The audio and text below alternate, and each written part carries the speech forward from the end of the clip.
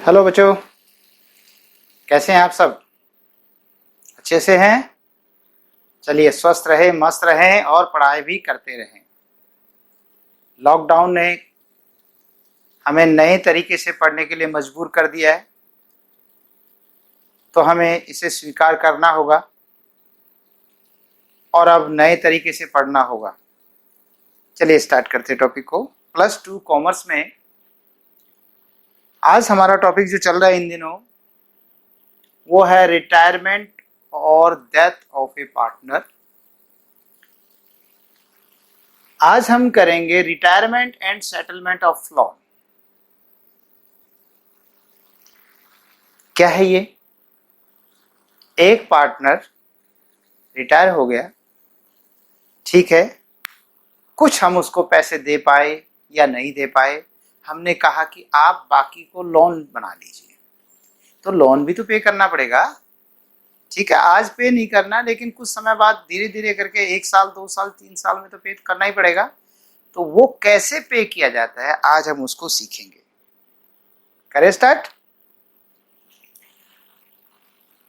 यहां एक्सरसाइज में लिखा है, एक एग्जांपल में, वे B C are partners in 3:2:1। B retires on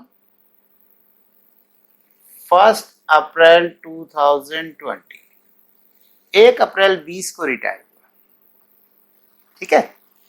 the B paid, B को भुगतान किया जाएगा ₹10,000 in cash and balance be transfer to his loan account. और बाकी जो पैसा बच जाएगा उसको उसके लोन में ट्रांसफर कर देंगे। पेएबल इन, जो कि भुगतान होगा इंस्टॉलमेंट, किस्तों में भुगतान होगा। यानी हमारे बस का एक साथ पेमेंट करना नहीं हो पा रहा, तो हमने कहा आपके पैसे को हम किस्तों में दे देंगे। एवरी ईयर, हर साल देंगे। At the end of the year, वो भी साल के अंत में देंगे। Prepare B's loan account in the following situations. इन सिचुएशंस में बी का लोन अकाउंट बना के दिखाएं। 4 yearly instalments plus interest at the rate of 10% per annum. दूसरा अभी नहीं पढ़ते, अभी इतने से काम चलाते। 2 सिचुएशन है, पहले सिचुएशन करेंगे फिर दूसरी। मैंने ये कैपिटल अकाउंट का थोड़ा सा प्रोफॉर्मा बना दिया। कैपिटल अकाउंट शुरू से नहीं कर रहा, लास्ट पॉइंट पे आ गया कि तीनों को जो भी गुडविल देनी थी, प्रीमियम देना, सॉरी प्रीमियम तो हो ही गया, वो रिवैल्यूएशन का प्रॉफिट या लॉस देना है और कुछ भी करना है, ड्राइंग घटानी, जो कुछ भी कर करा के बिल्कुल लास्ट में तीनों की कैपिटल 1,90,090 आ गई। मैं ये मान के चल रहा हूं यहां तक आपको क्वेश्चन आता है, और अगर यहां तक भी नहीं आता तो फिर रिक्वेस्ट भी करता हूं आपसे। क्या रिक्वेस्ट करूंगा बेटे? कि आप इसे पीछे से करते हुए आए। अभी आज की बात है, एक बच्चे ने मुझसे कहा कि सर मुझे कुछ समझ में नहीं आ रहा। तो फिर मैंने गौर किया कि मैंने उससे थोड़ा प्रॉब्लम पूछी, बेटा क्या प्रॉब्लम है? तो देखा उसको रेशियो में ही प्रॉब्लम आ रही है। मैं चल रहा हूं इस टाइम टॉपिक 5th और मैंने रेशियो कराई थी 3rd टॉपिक में। फिर मैंने उससे कहा बेटा आप ऐसा करो, इसको 3rd टॉपिक से लेके चलो। और वो बच्चा कमजोर नहीं है, अच्छा बच्चा, लेकिन उसकी प्रॉब्लम है। तो ये एक बच्चे की प्रॉब्लम, उसी से मैं आप सबको समझा रहा हूं कि यदि आपको ये चीजें नहीं आ रही है तो आप इससे बैक चले, पीछे के क्वेश्चंस करें, पीछे के सॉरी ये जो मेरे लेक्चर्स हैं उनको देखें, तभी आएगा। चले, तो यहां कहां पहुंच गए हम? सबके लास्ट पॉइंट पे आ गए, तीनों की कैपिटल ये आ गई। क्वेश्चन कहता है the B paid ₹10,000 in cash. B को 10,000 रुपए तो नकद दे दो। कब? At the time of retirement. B balanced be transfer to his loan account. बाकी उसके लोन अकाउंट में डाल दो। तो देखिए, जो बी के खाते में जब पे करूंगा तो मैं यहाँ पे क्या लिखूंगा? या तो कैश लिखूंगा और या बैंक लिखूंगा। मैं बार बार आपको कहता हूं कि कैश लिखूंगा या बैंक लिखूंगा। क्यों कहता हूं? क्योंकि आपको इस पार्टनरशिप का सिस्टम देखना पड़ेगा। ये कैश रखते हैं या ये बैंक रखते हैं। अगर ये कैश रखते हैं तो कैश से, बैंक रखते हैं तो बैंक से, दोनों है तो फिर आप बैंक से कर लो। ठीक है, या जैसा कहे तो टू कैश या बैंक अकाउंट, ठीक है, दोनों नहीं लिखने, एक लिखना है। बी को देना है यहाँ पर ए बी सी, बी को 10,000 देना है 10,000, तो बाकी जो बच गया उसको सी के लोन अकाउंट में ट्रांसफर कर दो, ट्रांसफर्ड। ये मैं पिछले क्वेश्चन में भी यहां तक तो समझा चुका हूं। तो बेटे जब इसका टोटल करेंगे, इधर का टोटल, इसका 90, फिर 90 यहां आएगा और बैलेंस ये 80,000 रुपये इसका लोन हो जाएगा। और बाकियों की कैपिटल तो 1 लाख है, 90,000 है, फिर ये 1 लाख आ जाएगी, 90,000 आ जाएगी, to balance C D 1 lakh और 90,000। ठीक है बेटा, यहां तक हो जाएगा। अब जो बैलेंस शीट बनेगी, जिसको रिवाइज्ड कह सकता हूं मैं, रिवाइज्ड बैलेंस शीट, उसमें यहां पर सी का लोन आएगा, कितना 80,000, क्योंकि 80 बचेगा, और कैपिटल आएगी एज कैपिटल और बीज कैपिटल। ठीक है बेटा, तो वो कैपिटल आ जाएंगे 1 लाख रुपए और 90,000, 1,90,000 बस। और कैश वगैरह का तो हो ही जाएगा, जो कैश पहले था, हाँ यार 10,000 उसको दिया है तो ये कम हो गया, और कोई लाया है कोई ले गया तो अलग बात है। ठीक है, अब मेरा क्वेश्चन इससे आगे स्टार्ट होता है। चले आगे तो करते हैं आगे का, ये मिटा रहा हूं इसको, और अब मैं आपको लोन अकाउंट सिखा रहा हूं।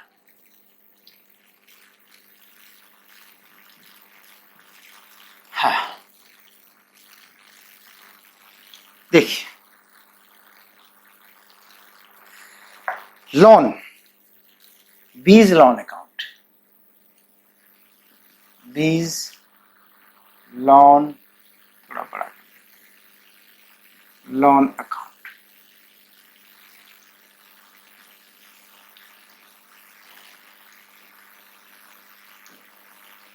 ठीक है जी, याद है बैलेंस शीट में कितना लिखा था मैंने, लायबिलिटी साइड में। तो लोन को ट्रांसफर नहीं कर रहा मैं, हाँ कैपिटल को लोन में ट्रांसफर कर दिया था, अब मैं लोन को ट्रांसफर नहीं कर रहा, लोन को लोन अकाउंट में ही लिख रहा हूं। एक बात गौर करने की चीज है, लोन को लोन अकाउंट में ही लिख रहा हूं, कैपिटल को कैपिटल अकाउंट में ही लिख रहे थे। तो लोन को जैसे कैपिटल को कैपिटल में लिख रहे थे तो बीडी लिखते थे, इसी तरह लोन को लोन में लिखेंगे तो बाई बैलेंस बीडी, और कितना था भाई 80,000 रुपए, यहां से स्टार्ट।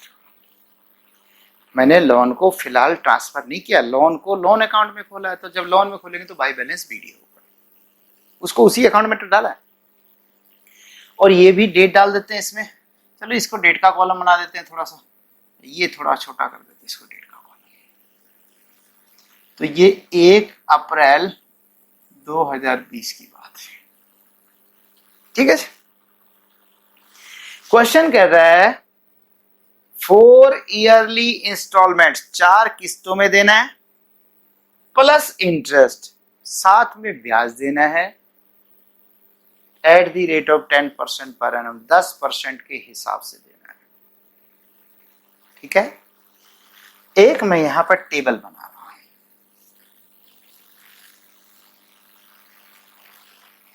थोड़ा सा और नीचे बना देते हैं, फिर मिटाने में दिक्कत कम आएगी। यहां देख पाएंगे आप,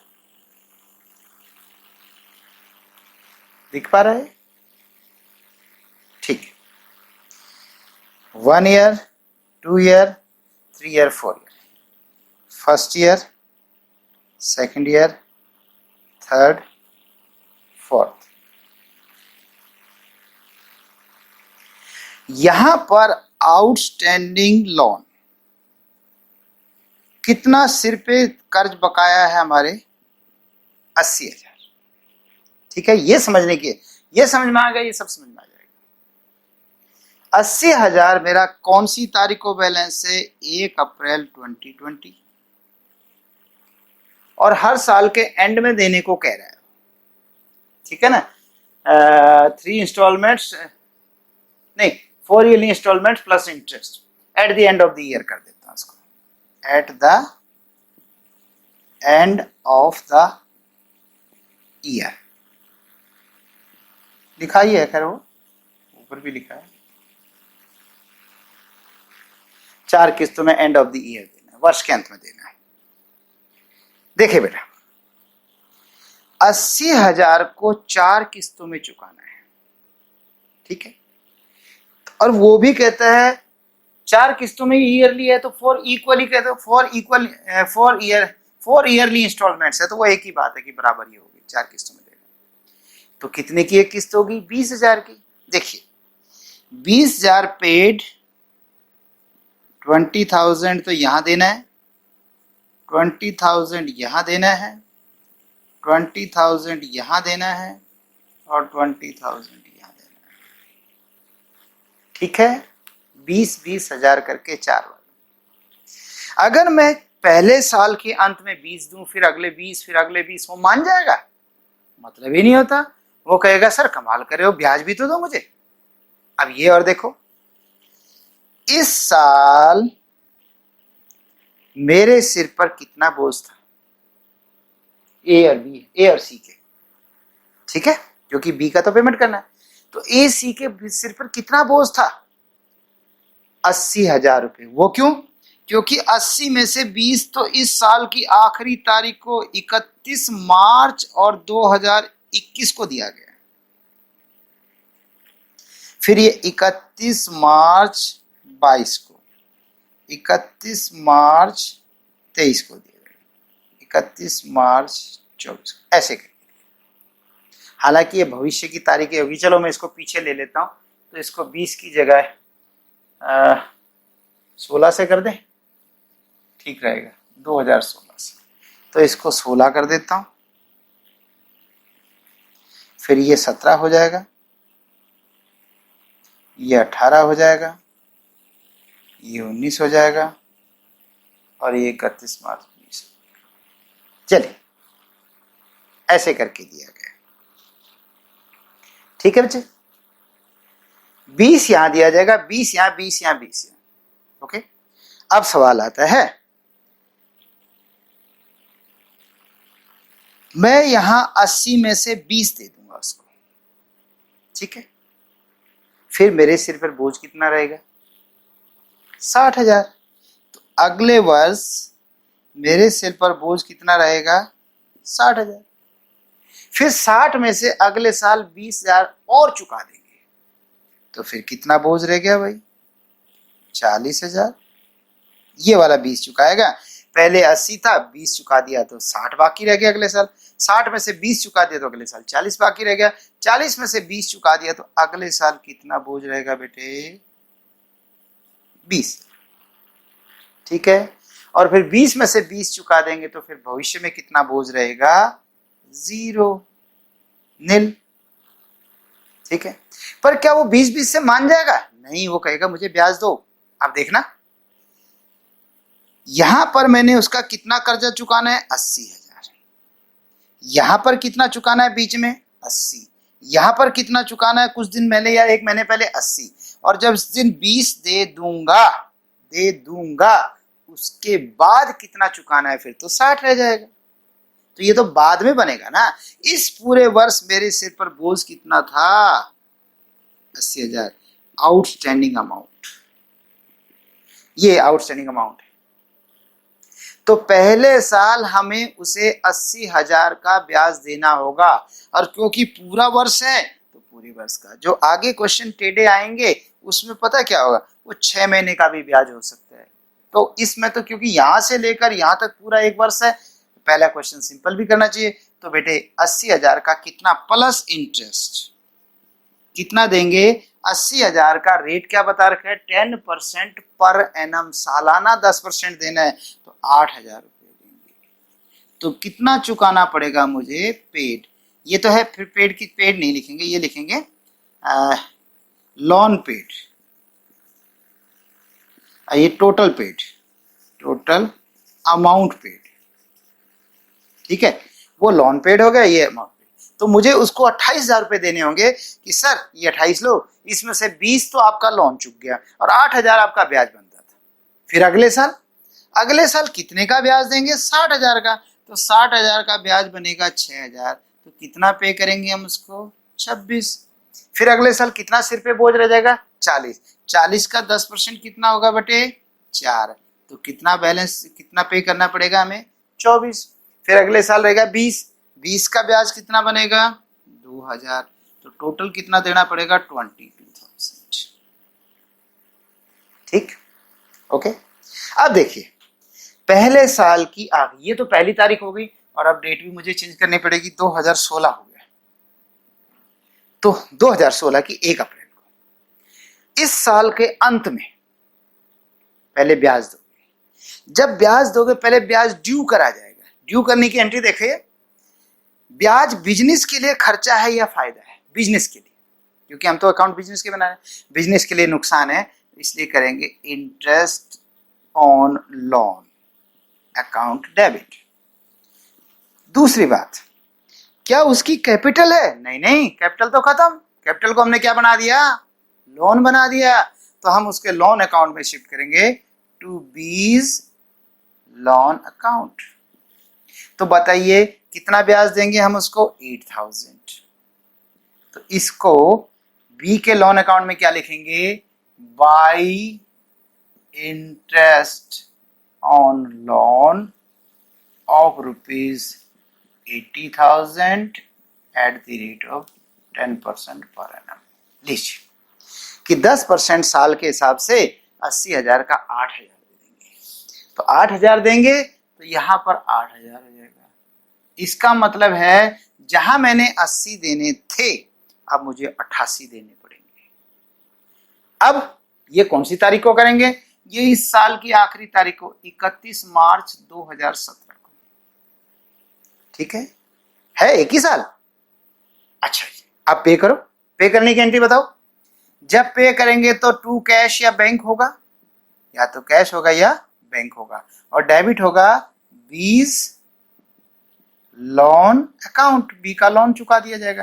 तो बी के लोन में लिखेंगे 31 मार्च 17 को टू कैश या बैंक अकाउंट।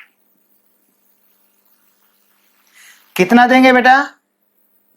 20,000 तो हमने देना ही था, प्लस 8,000 इंटरेस्ट और देना है, तो 28,000 चुकाएंगे। पहला साल खत्म करो। ये नीचे 2 लाइन पता होगा, क्योंकि ताकि इसके साथ ये कट हो जाता है यहाँ पर, आगे फिर नया साल शुरू हो जाता है, ये नया सिस्टम हो जाता है, लेकिन पीछे का जोड़ नहीं आएगा बस। तो 80 और 8 88,000। फिर यहां पर टोटल करेंगे 88,000। 88,000 में से 28,000 गया तो क्या बच गया भाई? 60,000। 60,000 को क्या लिखेंगे? 31 मार्च 17 को क्या लिखेंगे? To balance CD. और ये बैलेंस 31 मार्च 17 के बाद 1 अप्रैल 17, अगला दिन 1 अप्रैल 17 आएगा, सन नहीं बदलेगा। 31 मार्च के बाद 1 अप्रैल ही तो आता है। तो 1 अप्रैल 17 यहां पर लिखेंगे बाई बैलेंस बीडी 60,000। ठीक है, क्लियर है बेटा? आप बताइए, इस साल की पहली तारीख तो 1 अप्रैल 17 होगी, तो आखिरी तारीख कब आएगी? 31 मार्च 18। जैसे पिछले साल ब्याज ड्यू करा था, ऐसे ही by interest on loan of rupees. अब पिछली बार तो 80,000 रुपये था, इस बार तो 80 थोड़ा कर्जा रह गया। इस बार कितना सिर पे कर्जा है? 60,000 on rupees 60,000 eight the rate of 10% per annum. तो 60,000 का 6,000 रुपये ब्याज बनेगा। यही तो था, 6,000 ब्याज। अब पे करेंगे। इस साल की आखिरी तारीख कब आएगी बच्चे? 31 मार्च 18 को ही टू कैश अकाउंट या बैंक अकाउंट। कितना बेटे? 20,000 तो देना ही था, प्लस 6,000 इंटरेस्ट का, तो 26,000 रुपये देंगे। ओके, नेक्स्ट, ये साल यहां खत्म हो जाएगा, 2 लाइन से कट कर देंगे इसको। 66,000, यही 66,000 यहां आएगा, उसमें से 26 गया तो क्या बच गया बच्चे? 40,000।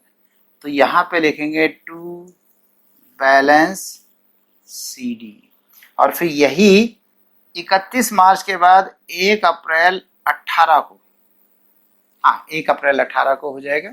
1 अप्रैल 18 को लिखेंगे बाई बैलेंस BD, और आ जाएगा 40,000। ध्यान से समझ लो बेटा, ठीक। अगली बार, अब तो इसको मिटा दूं एंट्री को। ओ परमात्मा, अब बेटे फिर इस साल की आखिरी तारीख कब आएगी?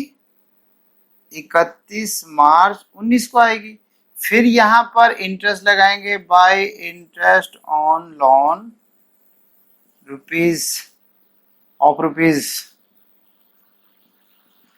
अब तो 40,000 ही रह गया, 40,000 eight the rate of 10% per annum. तो बेटा 4,000 रुपये आपका ब्याज हो जाएगा। फिर इस बार पे करोगे, आपकी कब करोगे पे? 31 मार्च 19 को पे करोगे टू कैश अकाउंट या बैंक अकाउंट, टू कैश और बैंक अकाउंट। कितना बेटे? आप करोगे 20,000 तो देना ही था, प्लस ब्याज कितना है? 4,000, तो 24,000 रुपये। साथ में अगर चाहो तो यहाँ इंटरेस्ट लिख सकते हो, इंटरेस्ट इंटरेस्ट इंटरेस्ट ऐसे करके लिख सकते हो। 24,000 हो गए। फिर यहां पर टू बैलेंस CD, 40 और 4 44,000, 44,000, 44 में से 24 गया तो क्या बचा बेटे? 20,000। फिर ये अगले साल 1 अप्रैल 19 को बाई बैलेंस BD, कितना रह गया? 20,000। ठीक है, फिर क्या करेंगे? इस साल का ब्याज, लेकिन कौन सी तारीख को? इस साल की आखिरी तारीख को। आखिरी तारीख कब आएगी? 31 मार्च 20 को आएगी, by interest on loan of rupees 20,000 eight the rate of 10% per annum, तो 2,000 ब्याज लगेगा। और इस बार फिर पे करेंगे कब बेटा? 31 मार्च 20 को पे करेंगे टू कैश और बैंक अकाउंट, जो भी लिखना हो, दोनों नहीं लिखने, एक लिखना है। और आप यहाँ पे कितना पे करेंगे? 20 तो आपको पे करना ही था, प्लस 2,000 रुपये, प्लस इंटरेस्ट 2,000, इंटरेस्ट 2,000, तो 22,000 पे कर दोगे और बस इसको बंद कर दीजिए। दैट्स ऑल, ये बंद हो गया। 22,000, 22,000 खत्म। अब की बैलेंस CD बचा ही नहीं, ना बचो। ठीक है बेटा, ये था हमारा पहला मेथड। ना समझ में आया तो आप इसे रिवाइंड करके सीख सकते हैं। अब मैं दूसरे मेथड पे चलूं बेटा। है लोन 80,000 का ही, लेकिन अब बदल गया सवाल। 3 इंस्टॉलमेंट्स ऑफ 25,000 ऑफ रुपीज लिख देता हूं, of rupees 25,000 each, of rupees 25,000 which already include interest, जिसमें पहले से ब्याज शामिल है, in the end the balance including interest in the 4th year, और बाकी जो पैसा बच गया प्लस ब्याज मिला के चौथी किस्त में देना है। ये क्या कह रहे हैं? कहता है जी 25,000 की 3 किस्तें दे दो। अच्छा, 25,000 की 3 दे दो, फिर तो 75,000 हो गया। तो फिर कितना कर्जा बच गया? 80 में से 5?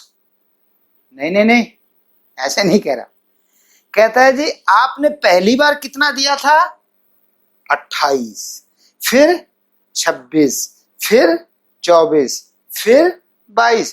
कहता है नहीं, इसकी जगह 25 दो। ये कितना दो 25, यानी यहां पर जो आपका 28 आ रहा है वो 25 दो जी। यहां पर भी 25 दो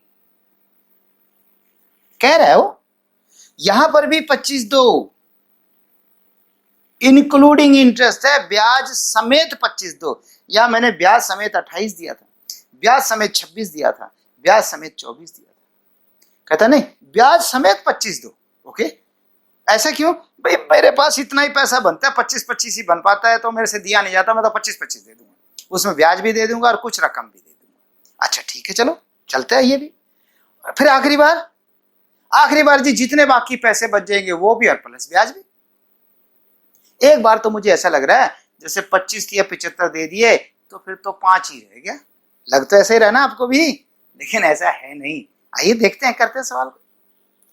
अब मुझे इसको इसी में बदलूंगा बेटे, ठीक है। पहले साल मेरे सिर कर्ज कितना है बेटे? 80 है, ये तो तुम मान गए, ये तो मान गए ना। यहां पर कितना चुकाया? 20। अच्छा, टोटल देना कितना? 25। अगर बेटा मैं 20 देता हूं, अगर मैं अपना कर्जा 20 चुकाता हूं, मैं मान रहा हूं थोड़ी देर के लिए, और देखिए जब मेरे सिर बोझ कितना था 8000, तो बेटा मुझे 8000 का ब्याज, सॉरी 80,000 का ब्याज 8000 तो पक्का देना पड़ेगा। जब मेरे सिर पर बोझ 80,000 है 1 साल तक, तो बेटा मुझे उसका ब्याज भी 80,000 का देना पड़ेगा। 80,000 का 8000 तो पक्का देना पड़ेगा, पक्का। ये तो कन्फर्म है। अरे ये भी कन्फर्म हो गया क्योंकि उसने कहा था 25 ही देना है, ये नहीं कहा था कन्फर्म। तो बेटा मुझे कमी इसी में करनी पड़ेगी, ये 20 गलत है। देखो क्यों? जब मैं बी को पैसे देने गया, मैं कहा बी ये 25,000 पकड़ो। कहता जी 25 किस बात के? मैंने कहा सुनो, 8000 तो आपका ब्याज हो गया, ठीक है, तो फिर कर्ज कितना माफ हुआ, कर्ज कितना पूरा हुआ, चुकता हुआ? बाकी तो होगा, लोन बाकी तो पे होगा, क्योंकि टोटल मैं 25 दूंगा, 25 में से 8 तो मैं इंटरेस्ट के दे रहा हूं। तो बेटा 25 में से 8000 घटाऊं तो एक्चुअल में कर्जा 17,000 का कम हुआ बेटे। और पहले कितने का कर्जा कम होता था? 20 का। ये देखिए इसको कट कर दूं, ये अब नहीं है ना, ये नहीं है बेटा, अब क्वेश्चन बदल गया ना बेटे। तो 20 की बजाय कितना कर्जा चुकेगा? 17। याद रखना, कितना कर्जा चुका? 17। पहले वाले मेथड में कितना चुक रहा था? 20। अब कितना चुक रहा है? 17। 3 कम चुकाया जा रहा है, 3 कम। तो देखो ना, जब मेरे सिर 80,000 का कर्जा था और 80 में से मैंने कितना कर्जा चुका दिया? 17। तो फिर सिर पे बोझ कितना रहा? मेरे सिर पे 80,000 का बोझ है, मैंने 17,000 का बोझ उतार दिया, तो फिर बाकी बोझ तो सिर पे ही है। तो कितना बोझ है बेटे? 60 नहीं 63। ये क्वेश्चन बदल रहा है बेटे अब थोड़ा थोड़ा। लिखने का मेथड ये रहेगा, यह है रिकॉर्डिंग मेथड, लेकिन कैलकुलेशन का मेथड बदल गया। तो कितना कर्जा हो गया? 63। अगले साल कितना पेमेंट करोगे? दोगे तो आप 25 ही, क्योंकि आपने पहले ही कह रखा मैं तो 25 ही दूंगा जी। तो 25 दोगे तो उसमें ब्याज कितना रहा बेटे? अब कैलकुलेट कर लो। मेरे सिर बोझ कितना बताया था अभी मैंने? 63। और क्या रेट चल रहा है? 10%। तो इसका मतलब इसमें 6300 तो ब्याज ही ब्याज के हो गए बेटे। और ये पक्का है 6300 भी, और 25,000 भी पक्का है, यही दोनों रकम तो सही है। तो क्या रहा? इसका मतलब जो मैं मूल अमाउंट चुका रहा हूं, जो मेन लोन चुका रहा हूं, वो कितना कम होगा? 25 में से 6300 तो ब्याज ही हो गया, तो बाकी घटा दो, तो 63 और 7 हो जाएगा 7,000 और 18,000। देखिए 18 से 24 700 हो गया, 7,000 नहीं 700। 700 और 300, 18 700 और 300 हो गए 19, और 19 और 6 25। तो कितना कर्जा माफ हुआ? मतलब माफ नहीं, चुक गया 18,700। और पहले वाले मेथड में कितना चुकाया जा रहा था? उसमें चुक रहा था 20,000। पिछली बार भी 3 कम हुआ, इस बार भी 1,300 कम चुकता हुआ, तो 4,300 तो अभी तक कम चुकता हुआ है कि नहीं बेटे? तो इसका मतलब मेरे सिर से बोझ पहले वाले में जल्दी ज्यादा उतर रहा है। पहले 20 उतर गया, फिर 20 उतर गया, फिर 20 उतर गया पहली बार। अब दूसरे मेथड में पहले 17 उतरा, अगली बार 18,100 उतरा। तो बताइए अगले साल मेरे सिर कितना बोझ रहेगा? अभी कितना था? 63। और 63 में से कितना कर्जा चुकता हो गया? 18,700। तो 18,700 में घटाऊं तो 18,700 और 300 करूं तो कितना हो गया? 19। और 19 और 4 23, 2 और ये मेरे ख्याल 44,300। ये देखिए इन दोनों का टोटल 63 होना चाहिए। 7 3 10, 4 8 12 1 13, 4 5 और 1 6, 63। 44,300 का बोझ बाकी है अभी। आ रहा है समझ में? फिर 44,300 का अगली बार भी कितना चुकता करोगे, मतलब पेमेंट कितनी करोगे? 25। तो मुझे पता है उसमें से ब्याज कितना देना। देखिए ये भी काट दो ना बेटे में, ये तो काटने के, ठीक है। अगली बार इसमें 4430 रुपए तो ब्याज के ही चले जाएंगे। 44,300 जब बोझ है तो उसका ब्याज भी कितना होगा? 4430 रुपए 10% से। तो मैंने टोटल तो कितना चुकता करना? 25,000।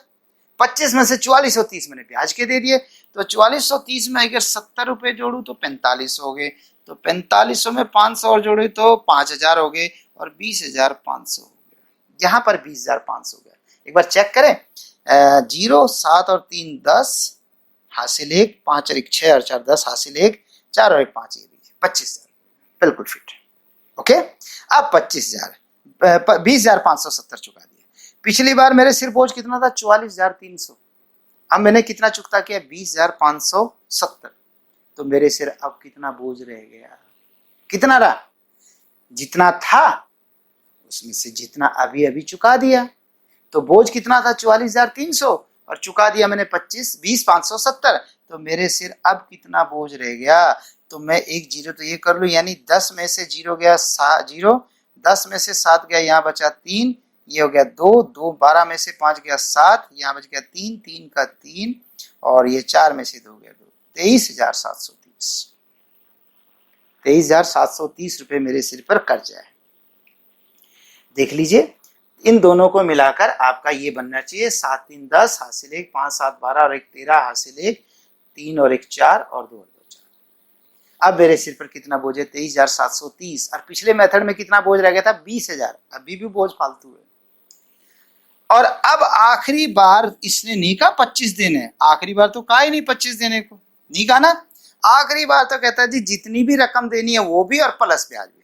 तो बेटा आखिरी बार तो मैं यही रकम लिख दूं ना, 23,730 रुपए तो ये रहा, ये तो पूरा का पूरा चुकाना होगा और प्लस ब्याज देना होगा। तो ब्याज तो इसका बनेगा, एक जीरो कम हो जाएगी, 2373 रुपए हो जाएगी। 23,730 का 23,373। और इसको जब टोटल करूं तो 3 7 और 3 10, हासिल 1, 7 3 10 11, 3 2 5 और 1 6 और 6 2, 26,103 रुपए चुकाने पड़ेंगे। देखा, 25 25 25 करते हुए आखिरी में 26,103। ठीक है बेटा, अब इसको मैं सम अप कर दूं, कंप्लीट कर दूं। अब हम सिर्फ इसी में बस रकम बदलते चलेंगे। एक तो इनको बदलते चलेंगे। पहले साल इंटरेस्ट कितना रहेगा? 8,000। ओके, ये 8 ही रहेगा। चुकता कितना होगा? कितना पेमेंट करेंगे? 25। तो यहां पर ये रकम बदल जाएंगी बेटा। पहले कितनी कितनी थी? अब देखिए क्या है, 17,000 रुपए तो ये होगा, है ना। और प्लस ब्याज कितना है? 8,000। और 17 और 8 25। अब 25 है तो फिर जब मैं इसका टोटल करूंगा 88, 88 में से 25 गया तो ये हो गया 25 और आपका हो जाएगा 25,000 है। 25 और 3 28, 5 3 8 और 2 और 6 63,000 बाकी। देखिए ये रहा कर्ज कितना बाकी है? 63,000। यही 63,000 अगले साल शुरू में आ जाएगा बेटे। आ रहा है समझ में? टिक मारता रहूं, कहां तक पहुंच गया? यहां तक पहुंच गया। इस साल फिर ब्याज ड्यू करेंगे। इस वक्त ब्याज कितना लगेगा? 6300। मैं यहां से भी तो देख के कर सकता हूँ। 63,000 है तो उसका 10% कितना होगा? 6300। तो फिर इसका टोटल भी फर्क आ जाएगा। 63 6 69,300 हो जाएगा। इसका टोटल हो जाएगा 69,300। तो यहाँ पर भी टोटल परचेज हो जाएगा 69,300। और पे कितना करेंगे? 20 तो पे होगा नहीं, 20 की बजाय कितना पे होगा बच्चे? 18,700 रुपये। और ब्याज कितना गया? 6300। 18 और 6 24 और एक 25,000 रुपये हो गया। तो पे कितना होगा बेटा यहाँ पर? 25,000। ये क्लियर हो गया बेटे? 69,300 में से जब 25,000 जाएंगे तो 300 तो ये बचेगा ही बचेगा, और 5 और 4 9 ये हो गया, और 4 2 से 44,300। ये देखिए 44,300 बकाया है। सही आ रहा है? यहां तक हो गया। अब अगले साल इसको 44,300 लिख देंगे, इसको 44,300 रुपये। 44,300 हो गया। अच्छा, अब देखिए इस साल ब्याज कितना लगेगा? मैं यहीं से कैलकुलेट कर सकता हूँ, 10% 4430 होगा, लेकिन मैंने यहाँ कर भी रखा है 4430 तो ये चेंज हो जाएगा रकम नीचे का। 44 और 4 48,730, 48,730, ये हो जाएगा 48,730। कर्जा कितना चुकाओगे? बताओ बताओ बताओ। तीसरे साल में चुकाएंगे ये 20,570 रुपये, 20,570 रुपये, और प्लस इंटरेस्ट कितना है? 4430 रुपये। तो दोनों मिलाकर चेक करें कितना हो गया? 20 और 4 24 तो ये हो गया, और 570 और 30 600 हो गया, और 400 ये हो गया, तो पूरा 25,000 हो गया। अब 48,730 में से यदि 25 गए तो 730 तो ये सीधा बचेगा पीछे का, और 5 और 3 करेंगे तो 23,730। ये देखिए 23,730। देखिए यहां तक पहुंच गए बेटे हम। ठीक है बच्चे, आ रहा है ना समझ में? अच्छा, अब 23,730 अगले साल शुरू में आ जाएगा 23,730। देखिए वही का वही क्वेश्चन, यानी आपने पहला सीख लिया, बस कैलकुलेशन सीख ली, पैटर्न तो वही लिखा जाएगा, तरीका तो वही है लिखने का। अब इस बार ब्याज 2,000 नहीं बनेगा, इस बार ब्याज कितना बनेगा? 2373। चाहे यहां से देख लो 2373 रुपये, और जब इसको करूंगा 23,000 और 2373 रुपये, तो ये 26,103 हो जाएगा, 26,103 रुपये।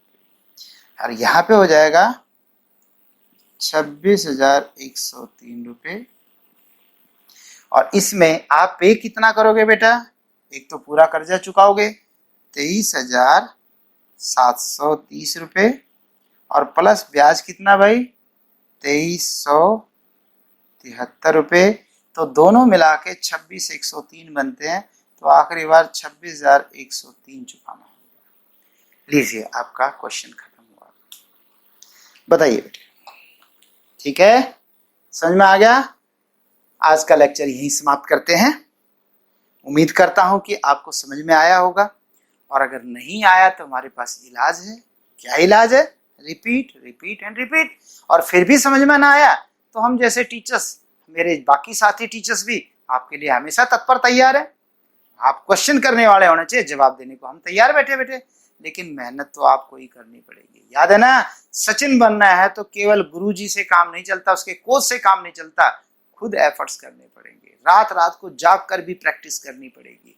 करो ना, करो ना। जब हम आपके लिए 8-8 घंटे 10-10 घंटे मेहनत कर रहे हैं, तो आप अपने लिए 7-8 घंटे डेली क्यों नहीं कर सकते? और देखिए बच्चों, जब स्कूल लगे होते थे तो तब आपको 6.5-7 घंटे तो स्कूल में लग जाते थे, और उसके बाद भी 3-4 घंटे और लगते थे, 10-11 घंटे। अब तो मैं आपसे 7 से 8 घंटे ही कह रहा हूँ। ओके, बाय बाय, फिर मिलते हैं।